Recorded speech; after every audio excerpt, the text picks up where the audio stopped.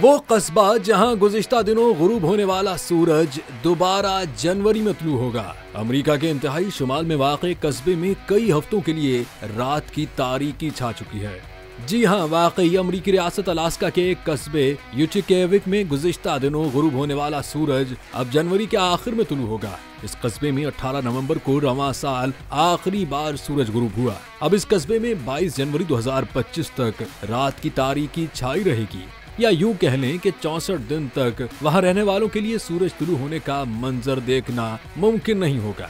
4000 अफराद के इस कस्बे में 18 नवंबर को दोपहर 12:35 पर सूरज तुलू हुआ और 30 मिनट बाद गुरूब हो गया, जिसके बाद तवील कुतबी रात का आगाज हुआ।